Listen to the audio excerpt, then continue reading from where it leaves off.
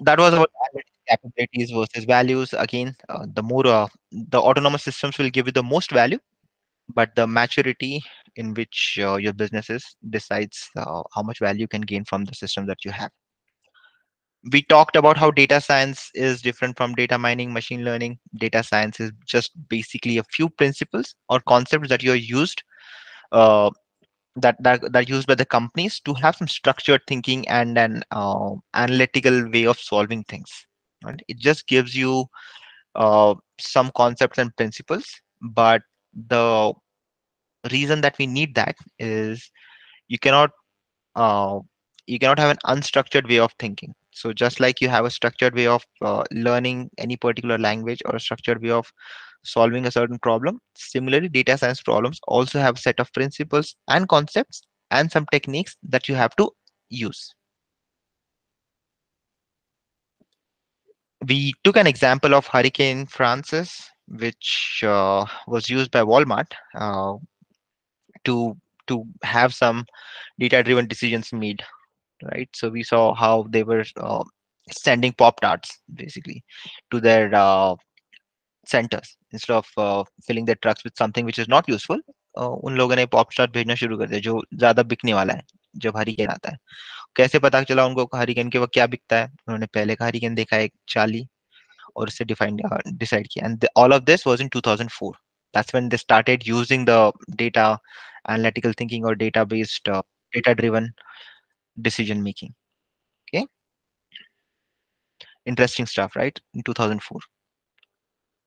We also talked, we took a scenario where we had a Ganpati Visarjan in Pune, and you were hired as a data scientist. And now what you would be really doing if you're asked plan out plan out the inventory in in the time of the Ganpati Visarjan. And we all did some brainstorming together, and we were able to achieve or discuss it at good length, right? So that was what we discussed in the previous session, and we are going to add to that, and we are also going to learn some new techniques today.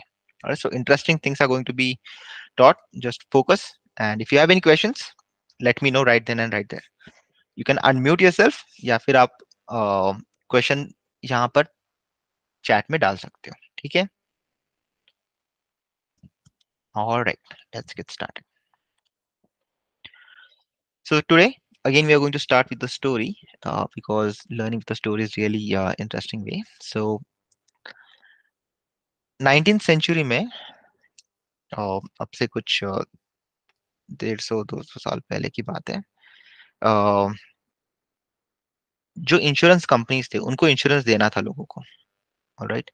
लेकिन जब insurance देना होता है तब सबसे important question होता है कि प्रीमियम कितना रहना चाहिए इंश्योरेंस का. आप सबका इंश्योरेंस होगा या फिर अगर नहीं होगा तो आप लोग निकालोगे कभी ना कभी इंश्योरेंस, राइट?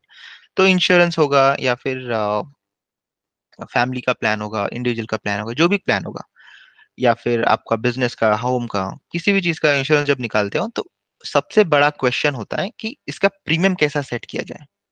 करेक्ट. मंथली कितना इंस्टॉलमेंट मैंने मेरे यूजर से लेना चाहिए ताकि मैं लॉस में ना जाऊं, right? Because I am a business person. तो बहुत सारी कंपनीज स्ट्रगल कर रही थी कि कैसे हम लोग रिस्क एसेस करें, रिस्क के बारे में कैसे पता चले, प्रीमियम, स्पेशली प्रीमियम हमको हम लोग कैसे पता चले. उसके वजह से क्या हो रहा था, बहुत ज्यादा इंस्टेबिलिटी थी फाइनेंशियल मार्केट में, specially in the insurance financial market. उन लोगों को अभी एक इंश्योरर के पास जाओगे आप तो वो बोलेगा कि okay you have to pay monthly ₹2000 to get this particular level of coverage. किसी और के पास जाओगे देन हिल से 1500, कोई और के पास जाओगे देन हिल से 800, 1500. So the numbers were all out of the place and no one was able to accurately assess the risk. ठीक है. तो रीजन, क्योंकि उनके पास इंफॉर्मेशन नहीं थी सबसे पहले तो स्टोर की हुई या फिर सेव की हुई कहीं पे. सेकंड, कोई साइंटिफिक अप्रोच नहीं था. सब लोग अपना अपना कुछ भी गट फीलिंग के हिसाब से वैल्यूज निकाल के या फिर प्रीमियम सेट करते थे और वही प्रीमियम्स उनको देते थे, और बहुत बार वो लोग लॉस में जाते थे उसकी वजह से। इसी वजह से इंश्योरेंस इंडस्ट्री उस वक्त बहुत लॉस की थी, या फिर it wasn't as profitable. Okay. And then came around Benjamin Gompertz, जिन्होंने सोचा कि what can we do so that this problem of financial instability in insurance can be solved. Okay. And keeping that story in our back of our head, आज हम लोग अपना discussion शुरू करते हैं, ठीक है? Alright, so will come back to the story at the end of the session. So आज हम लोग जो पॉइंट सीखने वाले हैं वो कैसे उन्होंने यूज किया उसके बारे में हमें पता चलेगा। तो स्टैटिस्टिक्स पढ़ने वाले हैं हम लोग आज। स्टैटिस्टिक्स आप लोगों ने पहले भी पढ़ा था 10th स्टैंडर्ड में या फिर उसके पहले। स्टैटिस्टिक का मतलब होता है, फील्ड ऑफ स्टैटिस्टिक का मतलब होता है डेटा को कलेक्ट करो और डेटा को एनालाइज करो, that's it, nothing more and nothing less than that. जो भी आप डेटा कलेक्ट कर रहे हो उसके बारे में जब आप कोई फैक्ट लिखते हो, देन दैट बिकम्स स्टैटिस्टिक्स, ठीक है? तो field of statistics is different than the statistics itself. You don't have to worry about the differences, कोई सवाल पूछता नहीं है इंटरव्यूज में वगैरह, but it's good to know. Example statistics का, वर्ल्ड की पॉपुलेशन 77.9 बिलियन है, ठीक है? Billion is 10 to 9। ओके, तो वर्ल्ड की पॉपुलेशन है 7.9 बिलियन। और एक और स्टैटिस्टिक हम लोग यहाँ पे लिख सकते हैं कि 2023 में average sorry median Indian age is 28.7, ठीक है? So these are some facts about things in general, right? This is a fact about the world population, this is a fact about the ages of Indians, all right? So these are just facts. So facts about the data are called as statistics, and the field of statistics is study of those facts, study of the study and practicing the collection of data. दो main concept है यहाँ पे। सबसे पहला measures of central tendency, second is measures of spread, all right? तो we'll go one by one. तो measures of central tendency, imagine करो अ, आप अपने बॉस को मिल रहे हो और आपका बॉस बहुत जल्दी में है, और उन्होंने पूछा आपको कि सेल्स रिपोर्ट के बारे में बताओ, कल कल कितना सेल हुआ।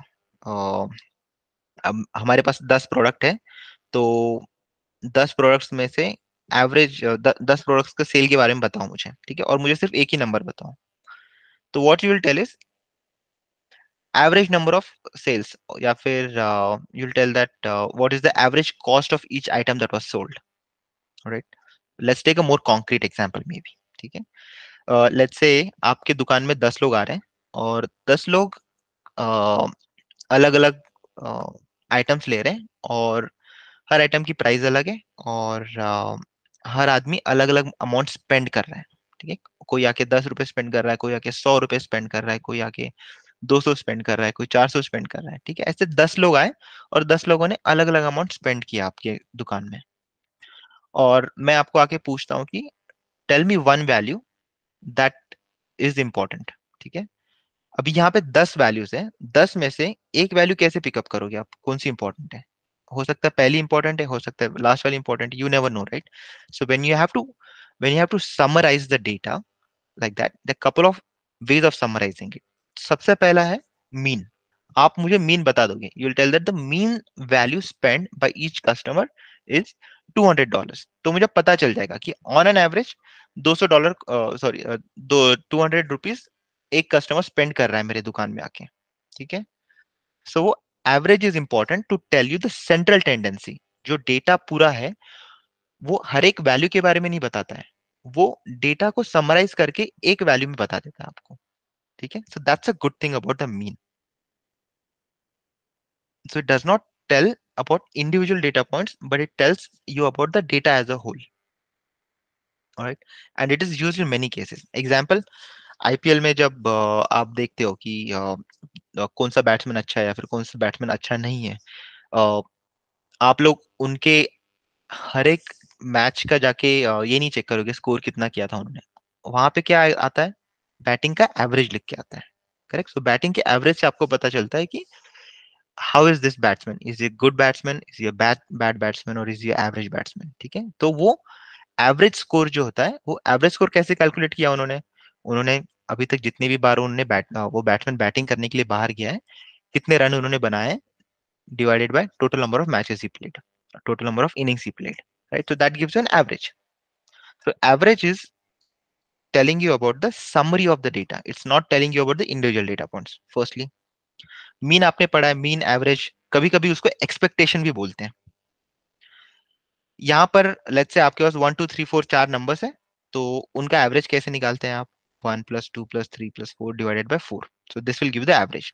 यस और नो, एवरेज समझ में आया? सब लोगों ने देखा भी होगा एवरेज के बारे में, पहले भी यूज किया होगा कई बार। रन रेट भी एक एवरेज ही है, करेक्ट। ऑन एन एवरेज एक ओवर में कितने रन बनाने हैं, लेट्स से आपको आप 2020 खेल रहे हो, और आपका टारगेट है 120, ऑलराइट।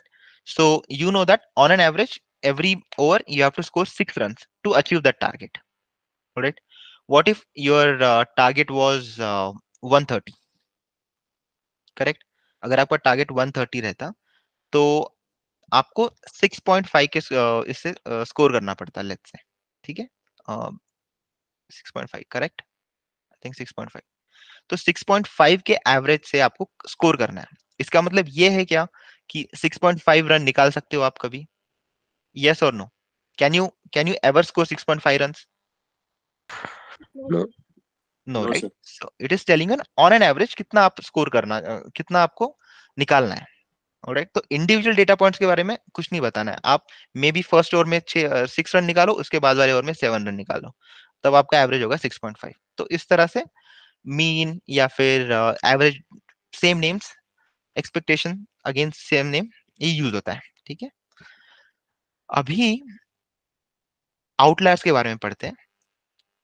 आउटलायर एक ऐसा कॉन्सेप्ट है जो मीन को बहुत ज्यादा इन्फ्लुएंस करता है। आउटलायर का मतलब, एक कमरे में 5 लोग हैं, ठीक है, उनकी सैलरीज या फिर नेटवर्थ, उनका नेटवर्थ मतलब उनका टोटल कितना पैसा है उनके पास। हम्म, एक के पास है 40 lakhs, 60 lakhs, 60 lakhs, 40 and 50 lakhs, okay, everyone has this much net worth. अभी एवरेज इस रूम का एवरेज नेटवर्थ कितना है, 50 lakhs, alright. Suddenly Mukesh Ambani ये रूम को एंटर करते हैं, उनका अकेले का नेटवर्थ है 7 लाख करोड़। अभी जैसे ही वो एंटर करते हैं, तब इस रूम का एवरेज कितना हो जाता है, 1.4 लाख करोड़, ऑलराइट। ये एक डेटा पॉइंट जब मैंने इन डेटा पॉइंट्स के साथ में ऐड किया, तब एवरेज इतना बढ़ गया मेरा। इनके लाइफ में कुछ चेंज हुआ क्या, इनकी सैलरी सच में बढ़ी है क्या इतनी?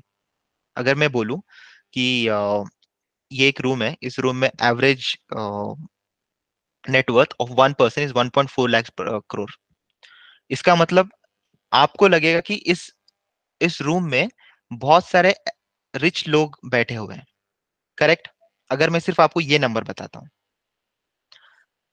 लेकिन जब तक मैं आपको ये अंदर की वैल्यूज बताता नहीं, तब तक आपको पता नहीं चलता कि यहाँ पर एक आउटलायर है, ठीक है।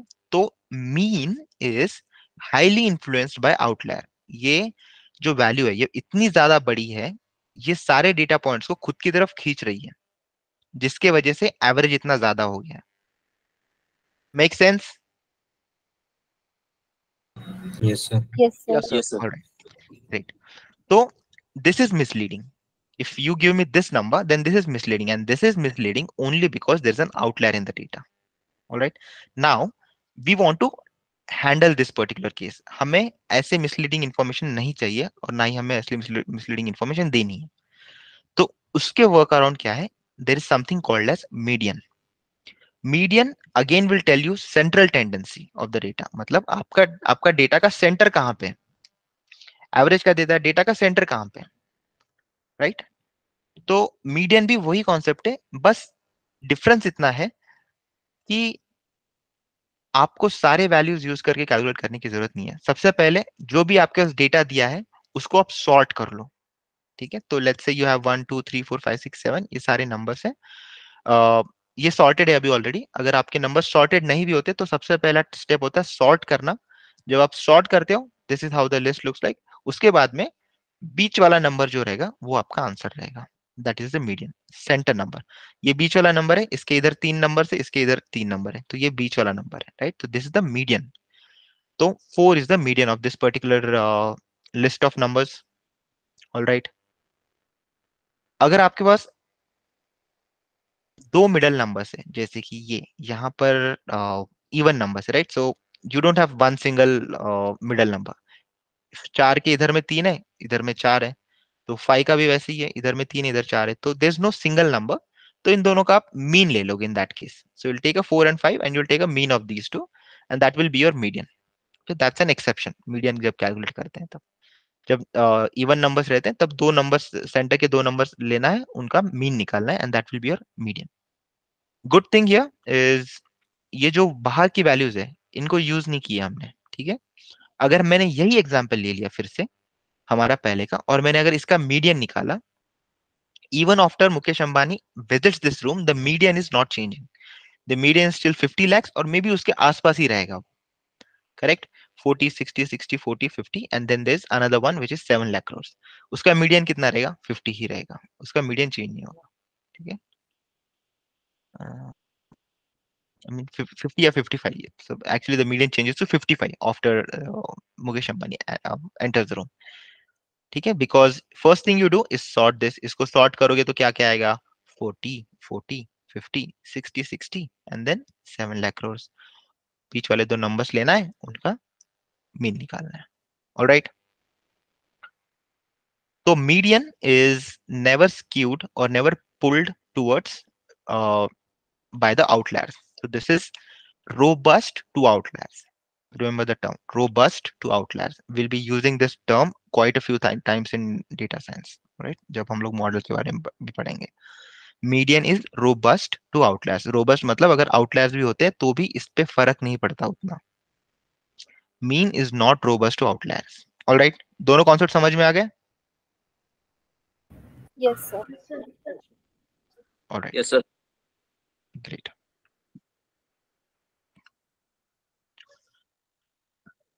अभी बहुत बार हमारे पास कुछ इस तरह का डेटा होता है जो मीन मीडियन नहीं निकाल सकते। एग्जाम्पल, नंबर ऑफ कलर्स इन आपका जो जेम्स का ये होता है चॉकलेट्स का बॉटल, जहाँ पे आपके पास ग्रीन कलर के चॉकलेट्स होते हैं, कुछ रेड कलर के चॉकलेट्स होते हैं, कुछ येलो कलर के होते हैं, कुछ ब्लैक कलर के होते हैं, कुछ पर्पल कलर के होते हैं, राइट? तो उसमें कलर्स है अलग अलग, राइट? जब कलर्स वाला डेटा है आपके पास, ये कैटेगरिकल डेटा है, तो उनको आप सॉर्टिंग नहीं कर सकते डायरेक्टली, ठीक है? Maybe you can sort by number of colored that you have, number of yellow, number of green, वो sorting कर सकते हैं, लेकिन green yellow green ऐसे जब रहता है तो sorting नहीं कर सकते, ठीक है? एक और एग्जांपल लेते हैं। लेट्स से अभी हमारे क्लास में अलग अलग स्टेट से लोग हैं, ठीक है? तो there are some people from Maharashtra, then there are some people from Punjab, there are some people from Gujarat, then there are some people from Karnataka। तो अलग अलग स्टेट से लोग हैं। तो I when I want to rank, okay, I cannot say that कि महाराष्ट्र के students are better than the Punjab students, or the Punjab students are better than the Karnataka, right? There's no ranking, इनके बीच में कोई ranking नहीं है। मैं अगर पता करना चाहूँ इस तरह के डेटा के बारे में सेंट्रल टेंडेंसी क्या है, तो what I can do is I can calculate a mode. Mode का मतलब होता है मोस्ट फ्रीक्वेंट वैल्यूज कहाँ से है, सबसे ज्यादा स्टूडेंट्स कहाँ से है। So that is my mode. Maharashtra से सबसे ज्यादा स्टूडेंट्स है, then my mode of this particular data is Maharashtra. Same way यहाँ पर एक एग्जाम्पल दिया है, ये आपका डेटा है 1 1 1 1 3 4 5, ओके? सबसे ज्यादा क्या रिपीट हो रहा है यहाँ पर? 1 रिपीट हो रहा है, तो इसका मोड हो गया 1। यहाँ पर देखते हैं 1 1 2 2 3 4, ऐसा डेटा है आपके पास। Maybe this is age of people that you have in your kindergarten, ठीक है? Maybe lower than kindergarten. Student जो बच्चों का हॉस्पिटल जो लोग विजिट कर रहे हैं उनका एज है, उन बच्चों का एज है, right? So there first patient came in, his age was 1, second came in, his age was 1, उसके बाद में एक और आया बच्चा, उसका एज था 2, उसके बाद में कोई और आया, उसका एज था 2, देन 3 एंड 4 लाइक दैट, ठीक है। तो मोड क्या है इनका? There are 2 modes. यहाँ पर ये एक मोड है जो 1 और 1 2 बार है, और ये सेकंड मोड है 2 2, ये 2 बार है। तो ये there are 2 modes in this data, alright. जब आपको सिंगल मोड रहता है then it's called as unimodal, ठीक है। जब आपके पास दो मोड्स होते हैं अलग अलग, then this is called as a bimodal data. Bi का मतलब दो, तो this is a bimodal data, ठीक है। We'll also revisit this one when we see some examples in the in uh, models and all, but important concepts basically stats के। इससे ज्यादा stats आपको लगने नहीं वाला है, जहां भी लगेगा मैं सिखा दूंगा। सो बहुत सिंपल सिंपल स्टैट्स के कॉन्सेप्ट है जो आपको यूज करने होते हैं डेटा साइंस में, ठीक है। अनदर एग्जांपल, मार्बल्स के colour, you have some red colour marbles, you have some blue colour marbles. तो आपको कैलकुलेट करना है कि सबसे ज्यादा कौन से कलर के मार्बल्स हैं, then that becomes your mode. Blue colour के अगर मार्बल्स आपके सबसे ज्यादा है, then your mode is blue. वैसे हम लोग एग्जांपल ले लेते हैं मोड का, so that we all are on the same page. Let me just check here. Do I have any notes?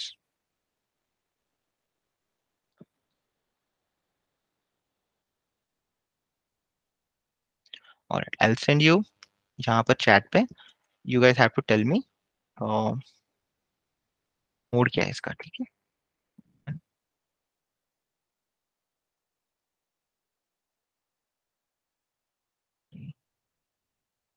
What is the mode of this?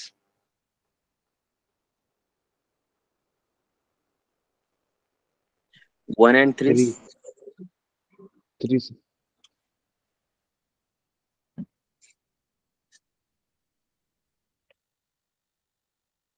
Just to repeat, 1 दो बार है और 3 तीन बार है, तो mode is, what is the mode of this? The mode is 3. Most frequent कौन सा है? 3 है, so mode is 3 here. All right.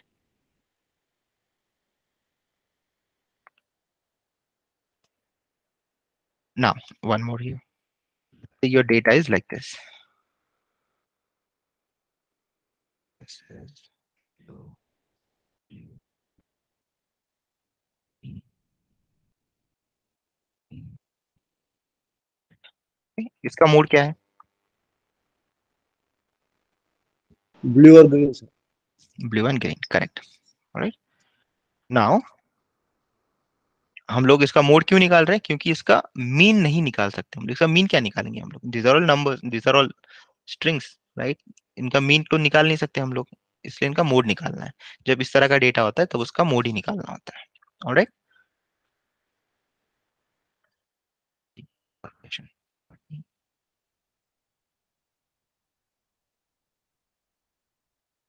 का मीडियन क्या है? Median is the middle number, right, 30। और मीन क्या है इसका?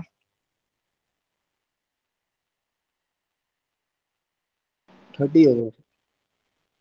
Mean again is 30, right. Shiv Prasad, how did you get 50? You have to add these numbers. So this is 100 divided by 3, correct? So 33 point something, right? So you have to divide by 3. So 33 point something. 30 is not the mean here. The mean is 33.333 something, correct? Yeah. So that's the mean. So if you want to give one number from a list which is important, and if you are asked कि इसको describe करो इस data को, so you will either tell the mean, you will tell a median, or if the data is numeric like if the data is something like this, then you'll tell a mode. Okay, all right, let's continue.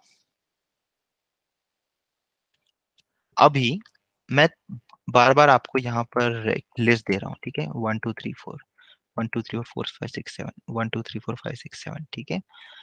उसके बाद में मैंने आपको ये list दी, ठीक है। 40 60 60 40 50 lakh and then 7 lakh crore. Okay, ये जो लिस्ट मैं आपको दे रहा हूँ, इसको स्टैटिस्टिक्स की दुनिया में डिस्ट्रीब्यूशन भी बोलते हैं कई बार, ठीक है, उसको डिस्ट्रीब्यूशन भी बोलते हैं। नाम थोड़ा सा कॉम्प्लेक्स लगता है, या फिर आपको लगता है I don't know what distribution really is, but all it is sequence of values, उसको डिस्ट्रीब्यूशन बोलते हैं, ठीक है। Example, let's take this one,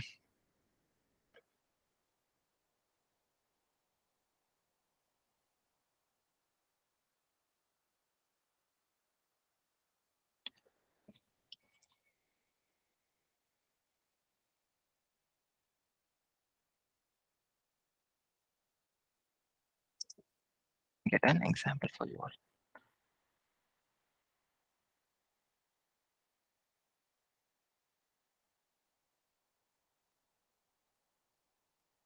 Alright, तो यहाँ पर कुछ डेटा है, ठीक है। Data is about प्यूपिल diameter. प्यूपिल का मतलब होता है, I think it's in your I, correct. जब लाइट की इंटेंसिटी 10 होती है, तब प्यूपिल का डायमीटर कितना रहता है, ठीक है। जब लाइट की इंटेंसिटी 10 होती है, तब प्यूपिल का डायमीटर 5.1 होता है, 7.8 भी हो सकता है, फिर 8.9 भी, अलग अलग डायमीटर्स यहाँ पे कैलकुलेट की गई है, ठीक है। तो ये लाइट की डेंसिटी है, और ये प्यूपिल का diameter, pupil, let me just tell you, pupil is nothing but it present in your eye. ये जो आपकी आंख होती है ना, ब्लैक वाला सर्कल, ठीक है, ये जब लाइट ज्यादा रहती है तब इट श्रिंक्स, जब लाइट कम होता है तब इट एक्सपांड्स, ठीक है। तो लाइट की इंटेंसिटी के ऊपर वो चेंज हो रहा है। जब लाइट की इंटेंसिटी 10% है तब क्या है, जब 90% है तब श्रिंक होता है, राइट। तो ये कम होता है डायमीटर। तो इमेजिन करो कि आपको सिर्फ ये रो दिया गया है, ठीक है, सॉरी ये कॉलम दिया गया है, आपको दिया गया है लाइट की इंटेंसिटी क्या क्या है, 10 है, 30 है, 50 है, 70 है, 90 है, 10 है, और आपको पूछा जाए what is the average light intensity, तो आप क्या करोगे, इन सबका एडिशन करोगे, डिवाइड करोगे number of rows you have here, right? So here you have 15 rows, correct? So that will give you average light density intensity, ठीक है। ये जो इंडिविजुअल नंबर्स है यहाँ पे 10 30 50 70 90, इसको बोलते हैं distribution of light intensity, right. So it is called as distribution. Why it is called as distribution? Distribution is nothing but single values. ये क्या है, this is distribution of your trial 1. ये क्या है, this is distribution of your trial 2.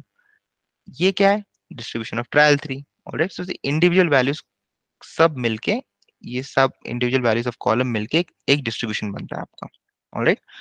और आपको mean median सब distribution का ही निकालना होता है, ओके। समझ गया डिस्ट्रीब्यूशन क्या होता है, Yes, sir. Alright.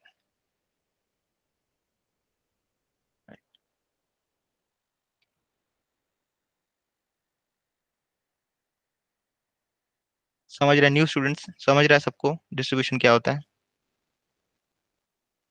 Yes, sir. Alright. Yes, sir.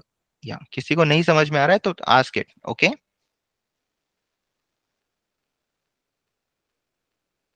तो डिस्ट्रीब्यूशन क्या है, सीक्वेंस ऑफ वैल्यूज, ऑलराइट, उतना ही होता है डिस्ट्रीब्यूशन में, and there is nothing complex and nothing to be to make a fuss about it, ठीक है, ऑलराइट। तो ये तो हो गया सेंट्रल टेंडेंसी के बारे में। डेटा का सेंटर बताओ मुझे, डेटा का मीन बताओ, डेटा का मीडियन बताओ, डेटा का मोड बताओ। This will tell me about the central tendency of the data, alright. Anyone has a question? Yes Harish.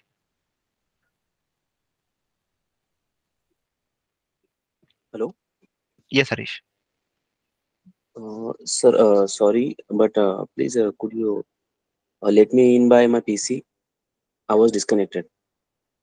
Okay, you were disconnected, so do you want me to, I think you're already in the meeting, right? So I was joining by my mobile phone, but it's mhm. very difficult. Okay, I you want to, okay, you can leave and you can join back again. I'll wait for a couple of seconds. Okay. Yeah. Alright, let's wait for Harish to join back in. तब तक किसी को कोई सवाल? Let's do another question here तब तक by the time he joins. So, uh, tell me median. Okay, now tell me the median of 3, 5, 1. What is the median of this?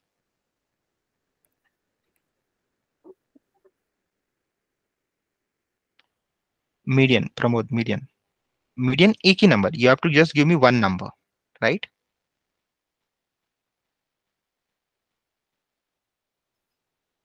Okay, okay, understood. Pramod. ठीक है, तो always mean median mode will be single number. एक पूरा का data का distribution है. And what is this? What is this? This is a distribution of data. Alright, this is one column. ये जो आपको दिया गया, so this is one column. All right, 10, 30, 50, 70, 90, right? So let's just do this.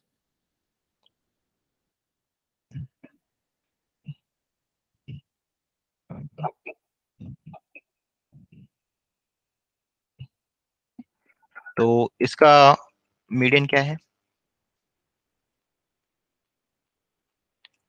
What is the median of this one?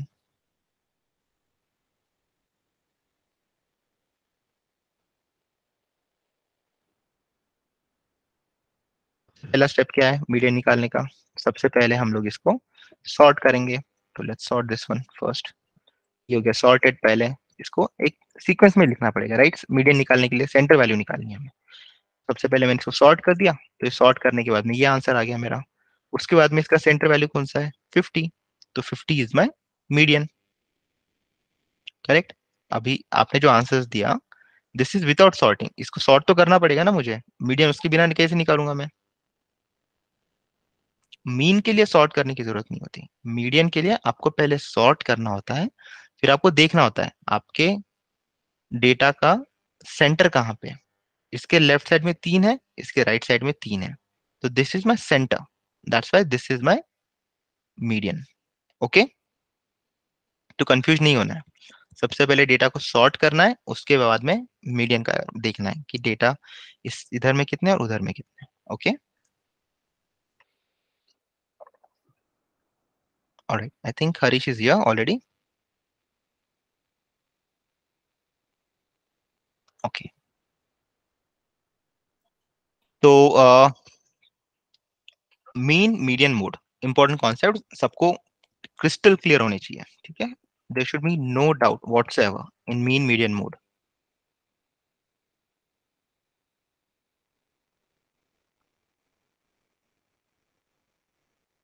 बहुत बार क्या होता है, आप न्यूज में या फिर डिस्कशंस में यू सी कि sometimes people start to quote mean. They'll tell ki mean salary of India is so and so lakhs. All right, or the median salary of India is so and so lakhs. Okay, तो always try to understand कि जब mean निकालते हैं तो कैसे निकालते हैं, median निकालते हैं तो कैसे निकालते हैं. All right, so that will give you better insights. So another interesting story is 2007 में जब फाइनेंशियल क्राइसिस हुआ था, तब उसके बाद में जो मीन सैलरी है या फिर मीन इनकम है वो इंक्रीज हुआ था. ओके, मीन इनकम इंक्रीज हुआ था और मीडियन इनकम डिक्रीज हुआ था. ऑलराइट, जो मीन इनकम होता है वो इंक्रीज हुआ था और मीडियन इनकम डिक्रीज हुआ था. ऑलराइट, और पॉलिटिशियंस क्या कर रहे थे तब? मीन इनकम को ज्यादा बता रहे थे. Okay, when I say politician, I am not talking about the Indian politicians, I am talking about the politicians all over the world, specially the politicians in US. ठीक है, क्योंकि we are talking about financial crisis in 2007. तब they were quoting mean. जब mean हम लोग calculate करते हैं तब हम लोगों को पता चलता है कि ऑन एन एवरेज कितना सैलरी है हर एक आदमी का. ठीक है, लेकिन प्रॉब्लम ये था कि मीडियन कम हो रहा था. Reason behind this is the people who were rich, they became even more rich. Okay, and the people who were poor, they became even more poorer, because of which mean was looking attractive. इसीलिए politicians were talking about mean. They were telling that कि mean इतना इतना बढ़ गया, so we are doing good, of economy is good and everything is good and so on. Okay, but the reality was in the median. rather the reality was in the details of things. All right, so always understand when you're analyzing the data or when you're trying to see an answer from mean and median, how does the mean get affected by the outliers? And if there are outliers, don't use mean, use median, right? That was just a digress from our topic. ठीक है, अभी तो हो गया, हमने सब कुछ पढ़ लिया सेंट्रल टेंडेंसी के बारे में। तीन ही चीजें, mean median mode, that's all. Central data के सेंटर के बारे में इनके अलावा कोई और चीजें नहीं यूज किए जाते कॉमनली, तो यही चीजें आपको याद रखनी। नेक्स्ट, ये तो हो गया डेटा के सेंट्रल टेंडेंसी के बारे में। What about spread of data? ठीक है, स्प्रेड ऑफ डेटा,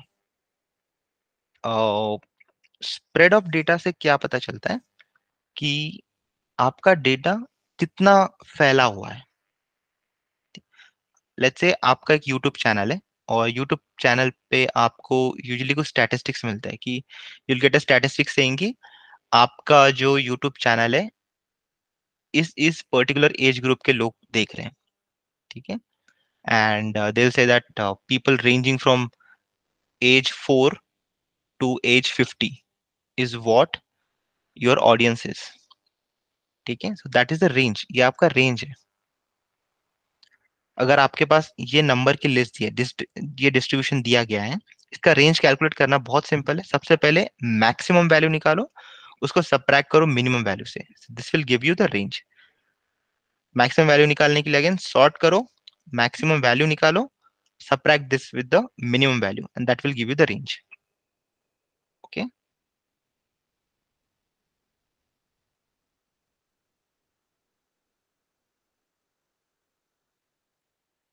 ठीक है।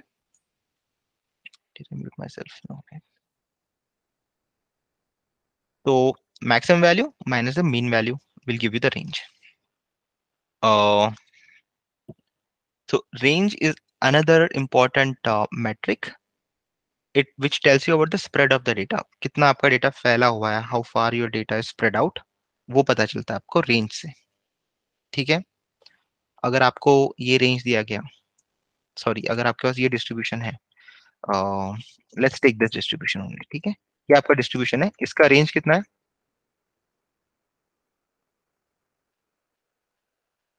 What is the range of this? Range कैसे कैलकुलेट करते हैं? मैक्स माइनस मिन, 80 sir. करेक्ट, 80। ऑलराइट, तो मैक्स माइनस मिन निकालेंगे तो रेंज निकल जाएगा। ऑलराइट, अभी रेंज इज ऑल गुड, ठीक है, रेंज से सब कुछ पता चलता है, मीन पता चलता है, मैक्स पता चलता है, but is it enough? That's the question that we want to understand here. If I tell you कि आपका जो यूट्यूब चैनल है, उस यूट्यूब चैनल पे people who are from age 14 and maximum age is 70। Alright, अगर मैंने आपको बोल दिया 14 से लेके 70 तक का एज ग्रुप है, ये एज ग्रुप के लोग आपके चैनल पे आ रहे हैं। Okay, now this information is useful, but does this really tell you about the audience? क्या आपके ऑडियंस के बारे में बताता है क्या आपको? इट जस्ट टेल्स यू कि कुछ there are people who are 14 and there are people who are 70 years old to for watching, but आपका कोर ऑडियंस क्या है? ये पता चल रहा है कैसे कोर ऑडियंस क्या है? कोर ऑडियंस पता करने के लिए आपको क्या करना पड़ेगा?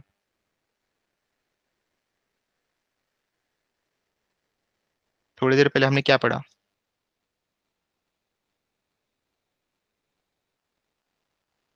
If I want to get the core audience, what do I get?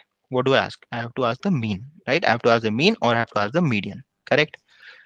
So another thing is, if I want to get the core audience, but I want to get the range of core audience now, mean median से क्या मिलता है मुझे?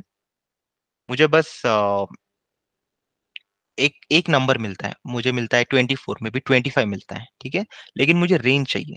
Range is what I am interested in. Alright, I want to get the core range, core audience का range चाहिए मुझे, ठीक है। और वहां पर इंटर क्वार्टाइल रेंज नाम का एक मेट्रिक है जो यूज होता है, और वो हमें कोर के बारे में बताएगा, ठीक है। We don't need this. I think I have already added it in the next session. Next, बहुत सिंपल है, थोड़ी देर के लिए मेरे साथ में रहो, you will understand this one. Okay, example लेते हैं, बहुत सिंपल है। ये आपके पास डेटा है 62, 63, 64, 64, 70, 72। ये आपके पास डेटा है अलग अलग, ठीक है। लेट्स से कि ये एजेस है, age of people who are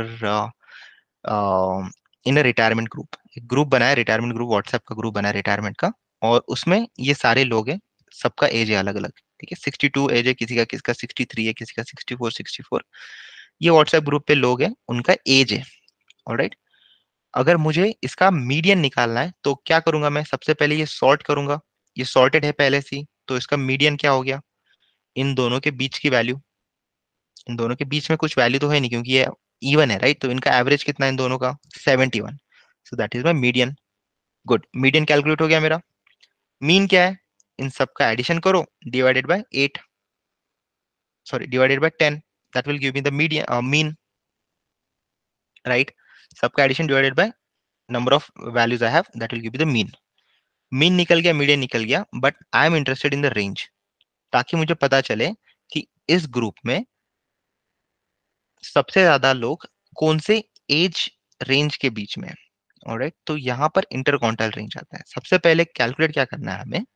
ये डेटा दिया है हमारा, इस डेटा को स्प्लिट करना है हाफ में। इसको हाफ में स्प्लिट करना है, आधा डेटा इधर है, आधा डेटा इधर है। ऑलराइट, आधे इधर है, आधे उधर है।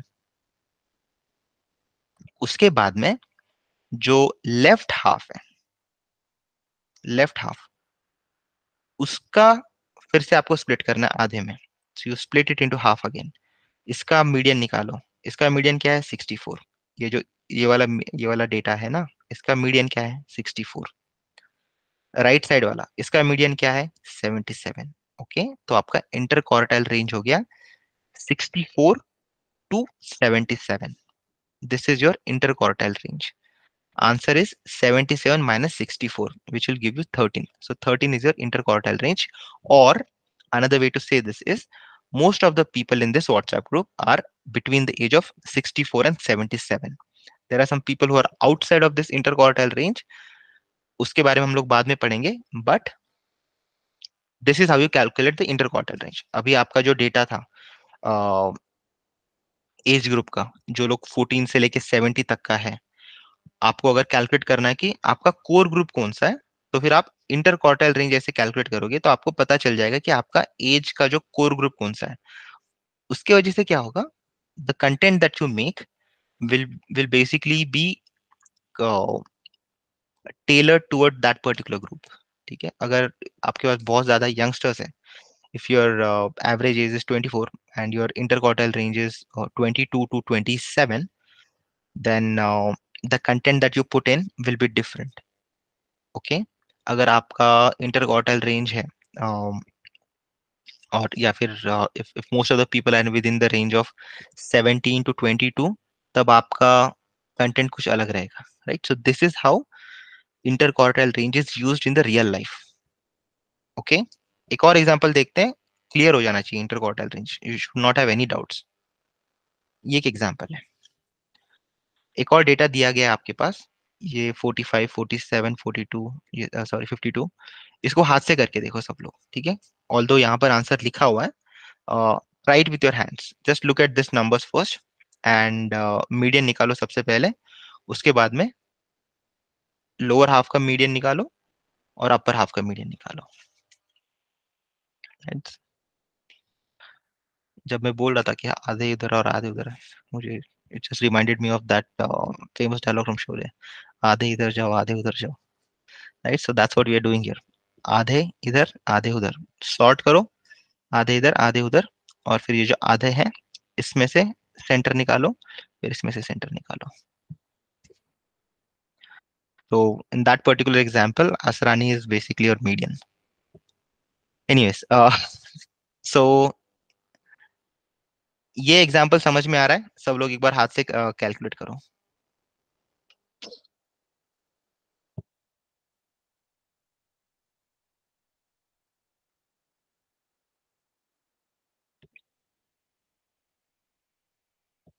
Just take a couple of seconds to stare at this and understand कि चल क्या रहा है यहाँ पर।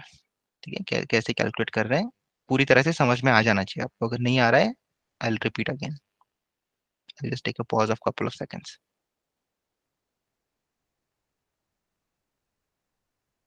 समझ में आ गया तो कमेंट में यस यस डाल दो, या फिर just give a thumbs up और समथिंग।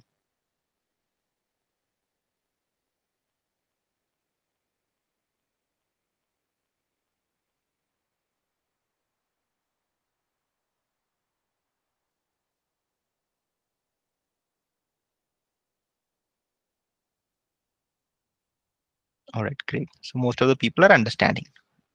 सो वेरी इंपॉर्टेंट कॉन्सेप्ट जो हम लोग आज पढ़ रहे हैं, बहुत इंपॉर्टेंट कॉन्सेप्ट है, बार बार रिपीट होंगे कॉन्सेप्ट, ठीक है। Mean, median, mode, range, alright, सारे बार बार रिपीट होंगे। Alright, great. तो अभी आपको स्प्रेड के बारे में पता चल गया, इंटरकॉन्टिनेंटल रेंज के बारे में बेसिकली, ठीक है।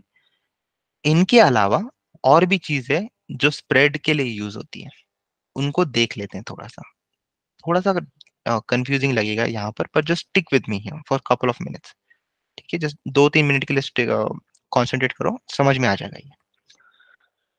अभी रेंज, इंटरकॉन्टिनेंटल रेंज, सब कुछ सही है, लेकिन फिर भी मुझे क्या मिल रहा है वहां पर, एक रेंज मिल रहा है यहाँ इस केस में, ठीक है। और मीन, मीडियन मुझे यूज नहीं करना है। Still I want to understand the spread, ठीक है। तो दो मैट्रिक्स है उसके लिए। सबसे पहला है वेरिएंस, दूसरा है स्टैंडर्ड डिविएशन। वेरिएंस से ही स्टैंडर्ड डिविएशन डिराइव होता है, तो will first try to understand variance होता क्या है, ठीक है। वेरिएंस बेसिकली टेल्स यू आपके डेटा में कितनी वेरिएबिलिटी है। इन सिंपल टर्म्स, अगर मैं सेम एग्जांपल लेता हूँ, जहां पर मैंने अलग अलग स्टेट्स का एग्जांपल लिया था, right. There are some students who are from Maharashtra, there are some students from Punjab, then there are some student from Gujarat, Karnataka. I can say that यहाँ पर बहुत ज्यादा वेरिएंस है। वेरिएंस मतलब वेराइटी है, correct. People are from various backgrounds, people are from various states, so there's a variety in the data. Same thing, same concept, the distributions। जब आपके numbers बहुत दूर दूर होते हैं एक दूसरे से, राइट, सो ये 62, 63, जब ये नंबर्स बहुत दूर दूर होते हैं एक दूसरे से, तब आपके डेटा में बहुत ज्यादा वेरिएंस होता है।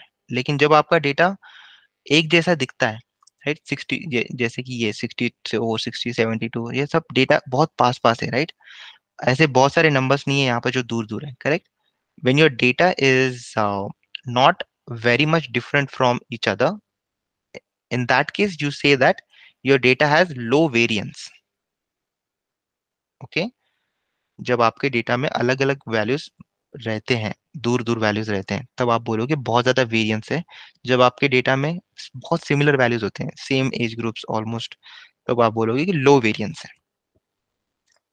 To understand this concept we took the example of states. जब अलग अलग स्टेट्स के लोग होते हैं, वी से दैट बहुत ज्यादा वेरिएबिलिटी है, बहुत ज्यादा वेराइटी है। जब एक ही स्टेट के ग्रुप के लोग होते हैं, तब वी से दैट द वेरिएंस कम है, वैरायटी कम है, ठीक है। सेम थिंग नंबर्स में भी, अगर ये सारे नंबर्स एक जैसे होते हैं या फिर बहुत करीब होते हैं एक दूसरे के, then you say that the variance is low. जब ये नंबर्स बहुत दूर दूर होते हैं, अलग अलग होते हैं, then you say that the variance is high, okay. Variance calculate करने के स्टेप्स है यहाँ पर 3, ओके। सबसे पहले आपको मीन निकालना होता है, और हर एक वैल्यू को मीन से सबट्रैक्ट करना होता है, और उसको टोटल नंबर ऑफ वैल्यू से डिवाइड करना होता है। एग्जाम्पल लेते हैं, 1 2 3 4 5 ये नंबर्स है, this is what, this is the distribution. इसका मीन क्या है, 3 इज द मीन। सब सेकेंड स्टेप क्या है, जो मीन है उसको हर एक वैल्यू से सबट्रैक्ट करो, तो 1 - 3 करो, 2 - 3 करना है, फिर 3 - 3 करना है। एग्जैक्टली क्या कर रहे हैं हम लोग, 3 को इससे माइनस कर रहे हैं, फिर 3 को इससे माइनस कर रहे हैं, फिर 3 को इससे माइनस कर रहे हैं, 3 को इससे माइनस कर रहे हैं, और सबका स्क्वायर कर रहे हैं, ठीक है। सबका स्क्वायर कर रहे हैं, उनका एडिशन कर लो, उसके बाद में उसको डिवाइड कर दो, जितने डेटा पॉइंट्स है उससे। 5 डेटा पॉइंट्स है तो 5 से डिवाइड कर लो, आपको मिल जाएगा वेरिएंस, ठीक है। कितना वेराइटी है मेरे डेटा में, right. Yes, someone raise their hand. Yes Shiv Prasad.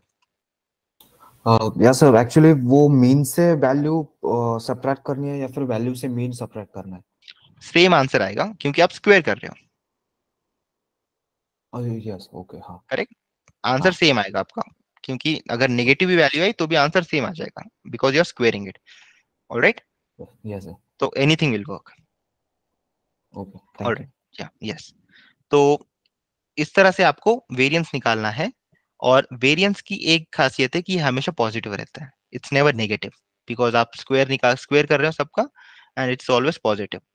Mean, median, mode negative हो सकते हैं आपके, लेकिन वेरिएंस आपका हमेशा पॉजिटिव रहता है। ठीक है, जब आप वेरिएंस का स्क्वायर रूट करते हो तब आपको स्टैंडर्ड डिविएशन मिलता है। ऑलराइट, क्योंकि हम लोग यहाँ पर मीन कैलकुलेट कर रहे हैं और मीन को सबट्रैक्ट कर रहे हैं, जो भी इश्यूज मीन के साथ में, वो आपके इश्यूज यहाँ पर भी आ जाएंगे। जैसे कि आउटलायर्स जब होते हैं तब आउटलायर्स की वजह से वेरिएंस ज्यादा दिखता है बहुत बार। ओके, तो जो जो इश्यूज मीन में है, वो सारे इश्यूज वेरिएंस और स्टैंडर्ड डिविएशन में आ जाएंगे, क्योंकि हम लोग मीन से ही कैलकुलेट कर रहे हैं। वो सबसे पहला स्टेप क्या किया हमने, मीन निकाला, राइट। तो ऑब्वियसली उसके जो भी प्रॉब्लम्स रहेंगे वो प्रॉब्लम्स इसमें भी आ जाएंगे, उसके जो बेनिफिट्स रहेंगे वो बेनिफिट्स इसमें भी आ जाएंगे, सेम वे। ठीक है, will spend more time understanding variance, standard deviation again जब हम लोग मॉडल्स वगैरह पढ़ेंगे, बट अभी के लिए इतना काफी है। ओके, इसका स्क्वायर रूट कर लो, आपको स्टैंडर्ड डिविएशन मिल जाएगा। स्टैंडर्ड डिविएशन कैलकुलेट क्यों करते हैं, क्योंकि हम लोग यहाँ पर स्क्वायर कर रहे हैं ना, तो हमारा ये जो नंबर है, ये यूनिट है, ये स्क्वायर हो गया। जब हमें इसके यूनिट में वापस चाहिए होता है, तब हमें स्क्वायर रूट ही करना पड़ेगा, इसीलिए हम लोग standard deviation most of the times use होता है। But we'll talk about that more when we talk second time about statistics. ठीक है, अभी के लिए इतना काफी है। Make sense?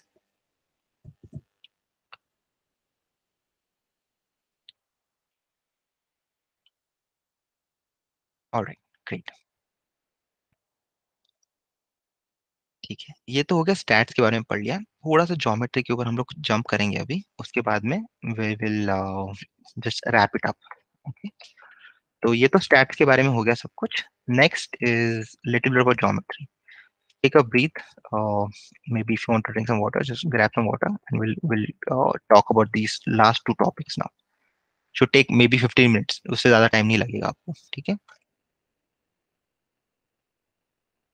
तब तक सोचो, कुछ और सवाल रहेंगे तो just take a break, maybe 2 minutes के लिए।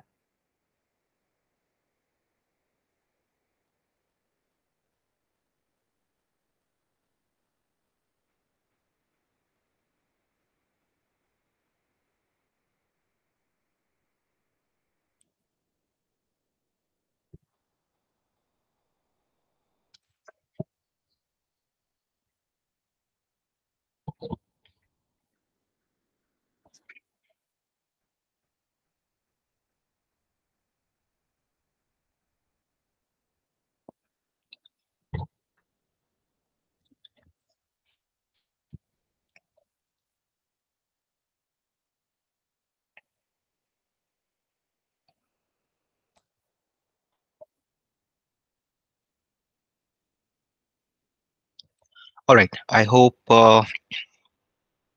everyone's back, so let's just continue. ठीक है, हम लोगों ने ज्योमेट्री पढ़ी है 10th स्टैंडर्ड तक की, और उतनी ज्योमेट्री काम में आने वाली है। ऑब्वियसली उतना भी मुश्किल नहीं रहने वाला है, उसका भी बहुत बेसिक चीजें हम लोग यूज करने वाले हैं। ठीक है, लाइन का इक्वेशन पता है आप लोगों को? लाइन का इक्वेशन कैसे होता है? y is equal to mx plus c या फिर b। How many of you know the equation of line, या फिर how many of you have seen the equation of line earlier? Raise your hands.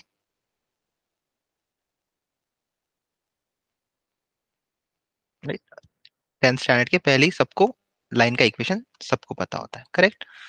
तो line का ये एक equation है, this is nothing but y is equal to m x plus c. m क्या है? Slope है। y क्या है? c क्या है? इंटरसेप्ट है। ठीक है, अगर आपको स्लोप कैलकुलेट करना है तो आपको ये फॉर्मूला यूज करना होता है, y2 minus y1 divided by x2 minus x1, जहाँ पे x and y are your intercept value जो आपको दी गई होती है, राइट। दो डेटा पॉइंट्स, अगर अगर आपको दो पॉइंट्स दिए गए तो आप उससे लाइन का इक्वेशन निकाल सकते हो, करेक्ट? मे बी अभी नहीं कर सकते हो, बट आप आपने किया है पहले कभी तो भी, ठीक है। तो ये लाइन का इक्वेशन है, ऑलराइट। स्लोप जो है m, इससे बेसिकली पता चलता है कि आपका लाइन कितना स्लैंटेड है, ठीक है। जब जब स्लैंटिंग कम होता है तब स्लोप कम रहता है, जब स्लैंटिंग ज्यादा रहता है तब स्लोप ज्यादा रहता है, ओके। जब ये लाइन को आप ऐसे रोटेट करते हो या फिर ऐसे इस डायरेक्शन में मूव करते हो ऊपर नीचे, या फिर इस डायरेक्शन में मूव ऊपर नीचे करते हो, तब आपका स्लोप चेंज होता है, ऑलराइट। आप लोग सोच रहे हो कि मैं क्यों बता रहा हूँ, ये यूज होने वाला है आपको डेटा नेक्स्ट मॉडलिंग में वगैरह, ठीक है। तो जस्ट नो कि ये बेसिक्स है थोड़े से। ये लाइन का इक्वेशन है, और लाइन जब आपको इस तरह से रोटेट करोगे तब आपका स्लोप चेंज होगा, ठीक है, तब आपका एम चेंज होगा। जब आप लाइन को ऊपर नीचे करोगे ऐसे, राइट, ये जो ग्रे कलर के लाइन है these are just telling you कि मैं लाइन को ऊपर और नीचे कर रहा हूँ, राइट। तब आपका वाई इंटरसेप्ट चेंज होगा, ये जो बी है ना, तब चेंज होगा जब मैं लाइन को इस तरह से मूव करूंगा, ओके। जब ऐसे रोटेट करता हूँ तब स्लोप चेंज होता है, जब ऊपर नीचे करता हूँ ऐसे तब वाई इंटरसेप्ट चेंज होता है लाइन का। लाइन के बारे में बस इतना बताना था मुझे, हम लोग और भी पढ़ेंगे, बट अभी के लिए बस इतना याद रखो कि लाइन ये होता है। अगर आपको और टाइम मिलेगा आफ्टर द सेशन, थोड़ा रिविजिट कर लो आप लाइन की इक्वेशंस को वगैरह, ठीक है। ऑलराइट, लाइन के साथ साथ और भी अलग अलग चीजें हैं ज्योमेट्री में। स्पेशली तीन मेन बेसिक एलिमेंट्स होते हैं ज्योमेट्री में। पॉइंट्स होते हैं, लाइंस होते हैं, और प्लेन्स होते हैं, ठीक है। पॉइंट्स पता है हमें क्या होता है। जब मैं x इज इक्वल टू 21 बोलता हूँ, so this is basically a point. ये एक लाइन का इक्वेशन है, y is equal to 2x+4, alright. जब मेरे पास थर्ड डिमेंशन आ जाता है, z डिमेंशन, करेक्ट, तब मेरे पास प्लेन बन जाता है, right. So this is a plane, alright. अगर ये प्लेन नहीं समझ में आ रहा तो it's fine, don't worry, but ये दोनों समझ में आ जाना चाहिए आपको। पॉइंट क्या होता है, लाइन क्या होता है। प्लेन भी बहुत ज्यादा मुश्किल है नहीं। प्लेन इज नथिंग बट, जब आपके पास तीन डिमेंशंस होते हैं तब प्लेन आपका कुछ इस तरह से दिखता है, स्क्वायर की तरह दिखता है, और इसको जब रोटेट करते हो तब ये इक्वेशन चेंज होता है, ठीक है। Alright, I'll just pause here to see if anyone has any questions on these two slides. Point, lines and planes. Anyone has any questions on these two slides? ये calculate कैसे करते हैं, इसका example दिखाना है कि आपको, और maybe let me just show you, okay. Line equation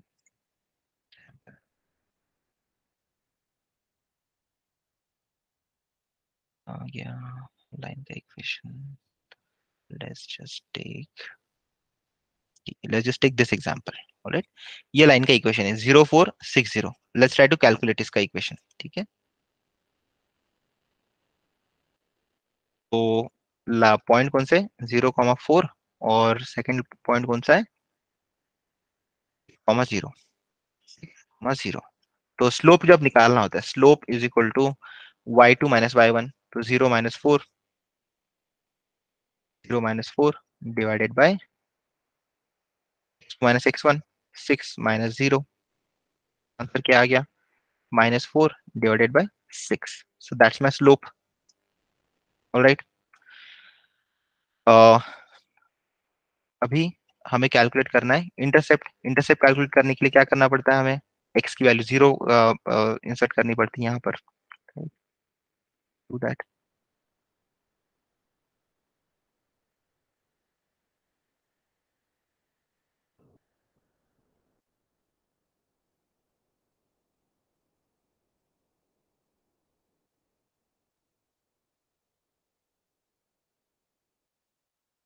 y is equal to mx plus c plus b। हमें b की वैल्यू कैलकुलेट करनी है, तो सबसे पहले x की वैल्यू हमें 0 डालनी है यहाँ पर, राइट। तो y is equal to m की वैल्यू कितनी है, -4 बाई 6। x की वैल्यू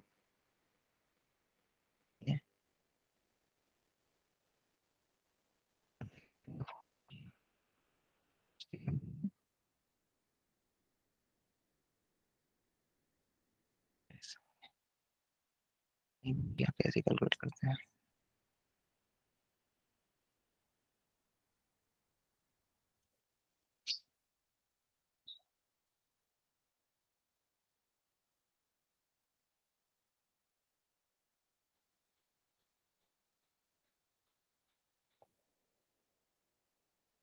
One second.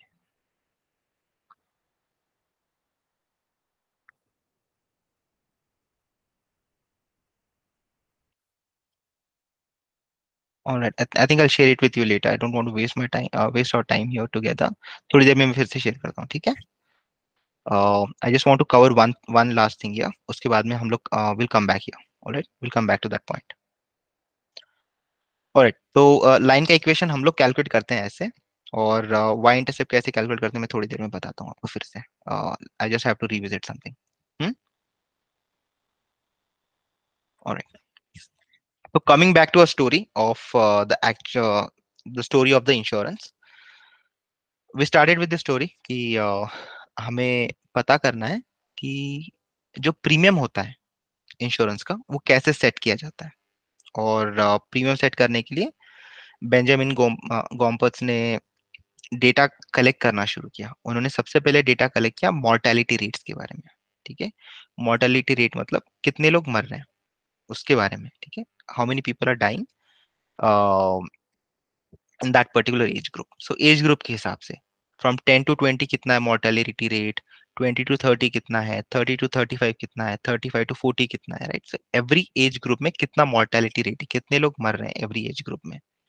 सबसे पहले उन्होंने उसका डेटा कैलकुलेट किया या फिर उसका डेटा ले लिया. ठीक है, उनको पता चला कि जैसे जैसे एज बढ़ते जाता है वैसे वैसे मोर्टेलिटी रेट्स भी बढ़ते जाती है. ठीक है, और based on this particular data he said the premium should be age based. ठीक है, आपका अभी अब at this particular point of time हमें लगता है कि यार this was very easy to do, right, because obviously जो लोग ज्यादा एजेड होते हैं they will have more mortality rate, and if I were to do it I will also do it the same way that he is doing it, right. But उस time सबसे मुश्किल था data collect करना. The collecting the data of mortality rate was the most difficult one. So I think that's what he worked most of his time doing that. Okay, तो उन्होंने सबसे पहले तो डेटा कलेक्ट किया. उसके बाद में एज ग्रुप के हिसाब से उन्होंने बताया कि प्रीमियम क्या होना चाहिए सबका. ठीक है, एज ग्रुप के हिसाब से प्रीमियम कितना होना चाहिए उन्होंने उसके बारे में बताया. प्रीमियम किस पे डिपेंड करता है, रिस्क पे डिपेंड करता है. जितना ज्यादा रिस्क उतना ज्यादा प्रीमियम, तो जितना ज्यादा एज उतना ज्यादा प्रीमियम. ठीक है, तो इस एज ग्रुप में ऑन एन एवरेज उन्होंने मोर्टेलिटीज रेट निकाली. जैसे हमने मीन मीडियन मोड पढ़ा, उन्होंने भी मीन और मीडियन निकाला एक पर्टिकुलर एज ग्रुप का.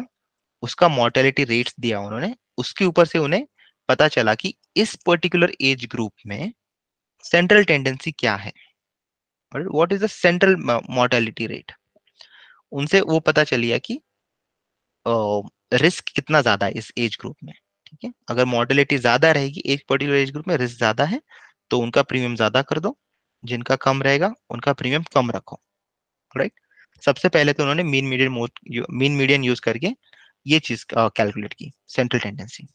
राइट, सेकेंड इज जो मोड है जो हमने आज पढ़ा. ठीक है, मोड से उनको क्या पता चला कि जो लोग मर रहे हैं, right, the people who are dying and the people who really need the insurance, उनका कॉमन कॉज ऑफ डेथ क्या है. ठीक है, तो कॉमन कॉज ऑफ डेथ अगर उनको पता चला कि common cause of death is heart disease, तो फिर जब people who are having heart disease और या फिर हिस्ट्री ऑफ हार्ट डिसीजेस, उनका प्रीमियम थोड़ा ज्यादा रहेगा as compare to the people who are not having heart disease और people who are having good lifestyle. ठीक है, तो मोड से उन्हें ये पता चला कि कौन से डिसीजेस के लिए या फिर कौन से एलिमेंट्स के लिए प्रीमियम मुझे चेंज करना पड़ेगा. Right, so only by using the simple concepts of mean median mode uh, he was able to make better decisions on the risk and to also introduce some financial stability in the insurance market. All right, obviously this is not, I mean, the his work was not only limited to mean median mode and these calculations. He also gave something called as Gompert's law, and there were other things too that he worked on, but most of his work was using this basic statistical concepts. right? So that's a real life example of how these important concepts were used earlier in 19th century, and you'll also see them being used in recent years too. Okay. All right, so I think that is one thing that I wanted to highlight. Now let's get back to our example of line here. What did I made a mistake here? So I have this data point here. Slope निकल गया. Y is equal to minus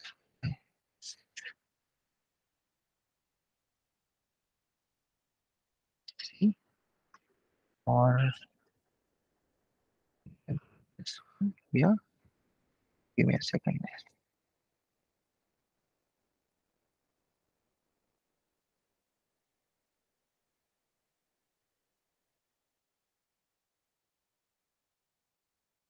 तो ये अगर line है तो ये यहाँ से विजिट करता ही होगा. तो 4 say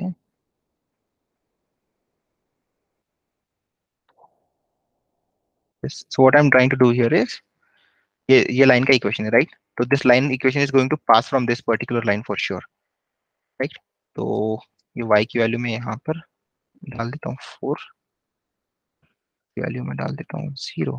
that becomes really strange.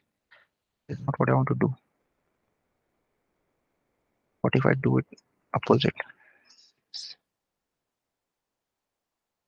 6 4s are 24. Okay, take this line. ठीक है. So instead of using this point, I'll use this point, second point. ये second point में use करता हूँ. लाइन का इक्वेशन यहाँ से पास होने ही वाला है. तो y की वैल्यू क्या है? यहाँ पर 0 है. सेकंड इक्वेशन में I put that value of y here. So this is y is equal to mx plus c. This is c. मुझे c की वैल्यू कैलकुलेट करनी है. तो सेकंड इक्वेशन में y की वैल्यू 0 है, x की वैल्यू 6 है, और मैंने यहाँ पर इंसर्ट कर दी वैल्यू. तो when I try to solve this, अगर मैं इसको सॉल्व करता हूँ तो this becomes 0 is equal to 6 4 24, तो minus 24 by c of c becomes 4, which is not correct actually. That is the line equation here.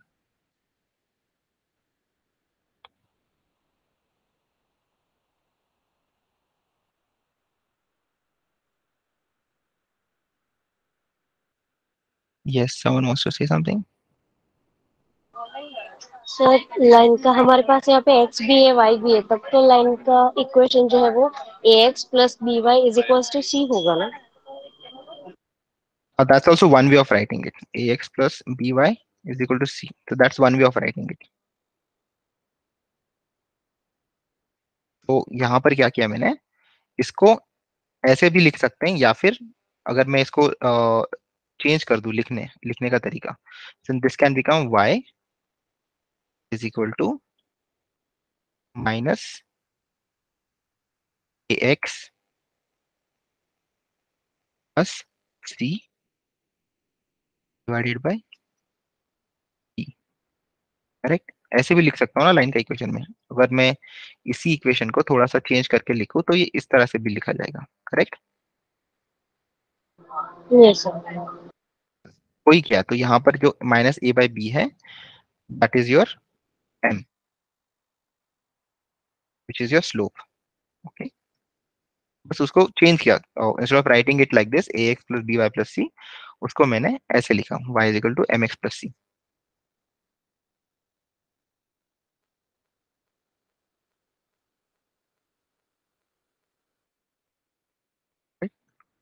I'll send you all this. Maybe in the next session we'll discuss this back again, how to do it. But we can keep it for the next session. All right. Stop the recording here.